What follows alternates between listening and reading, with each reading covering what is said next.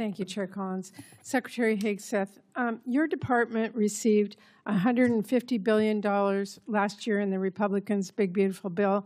It also received a record $839 billion for fiscal year 2026, more money than you asked for last year. Combined, that is a $1 trillion budget for the year, and as I already mentioned, your department has yet to spend half of the reconciliation funds. And despite that, you are here today asking for tens of billions of dollars more for things that you've already asked for in your FY27 request or that have nothing to do with Iran. This administration has tried to sell this as an emergency request, but it may be better understood as an attempt to skirt the normal appropriations process. Here are just a few of the things requested in this Iran supplemental. $800 million for the National Guard to patrol D.C. even longer, over $1 billion for the Army to patrol the southern border, which is DHS's job, $900 million to support the administration's illegal boat strikes in the Caribbean, over $18 billion for munitions, which you've already requested in your FY27 budget request, and $1.7 billion to pay for your decision to recruit more people than the services need, which was not contemplated by the FY26 funding bill Congress recently passed. Now, you've already submitted a reprogramming request on this that our subcommittee is considering now, which really underscores the point I made in my opening remarks that the problem is not a lack of money, but poor planning. So I'll be blunt. The truth is your request does not make a lot of sense. So let me ask you a simple question. Why exactly are billions of dollars more for the National Guard and this administration's illegal strikes in the Caribbean urgently needed for the Iran war? Well, Senator, I wouldn't, of course, agree with your characterization, but why this kind of spending is needed is because of the gross negligence and neglect of the Biden administration inside our department. Ran it like a bureaucracy, abandoned our strength posture around the world, so we're having to reestablish deterrence. You mentioned the end strength numbers, and I will acknowledge that we are ahead of schedule on end strength in recruiting. 8,000 in the Navy, 6,000 in the Army, 4,000 in the Air Force.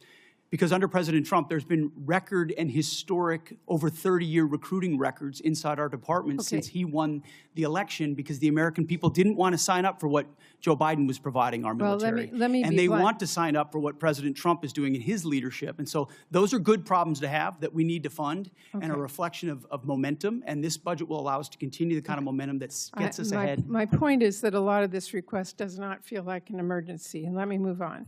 Secretary Hegseth, like most Americans, I've had a lot of trouble following this administration's contradictory statements about the war. On April 8th, you said, and I quote, "Their missile program is functionally destroyed, launchers, production facilities, and existing stockpiles depleted and decimated and almost completely ineffective." Mr. Secretary, Iran has been firing at U.S. military bases in the region and its ships for the last week. How is it possible, if their capabilities were, quote, functionally destroyed 3 months earlier, as she claimed, for them to be doing this now? Well, Senator, Iran is at the weakest point militarily it has ever been in the past decade, certainly maybe in 47 years, as they've gathered effectively a terror army. And that terror army was built to try to create conventional capabilities to defend against a pursuit of nuclear weapons, which meant thousands of ballistic missiles, many of which we have destroyed, others of which they have put inside facilities and hidden in underground facilities. And that's what terror regimes would do. So I acknowledge they still have capabilities, no doubt. But the amount of damage that we've done to them over the course of these series of operations has put them in the worst place they've ever been. Okay, well, let me move on. On May 5th, you claimed that Iran doesn't control the Strait, and you said that there was a, quote, powerful red, white, and blue dome over the Strait. If that was true, how did Iran shrink ship traffic in the Strait to a trickle again last week?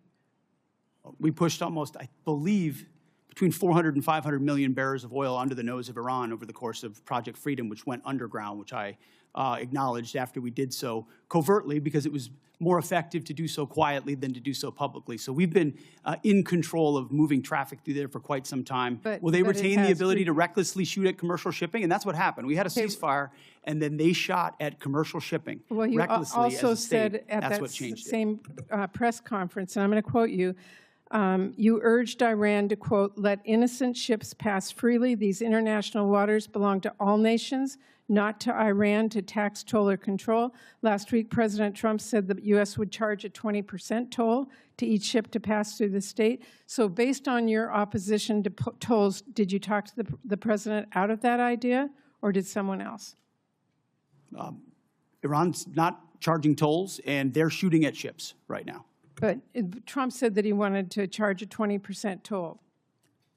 We have a blockade right now of all Iranian ships and Iranian ports, and it's effective. My time is out.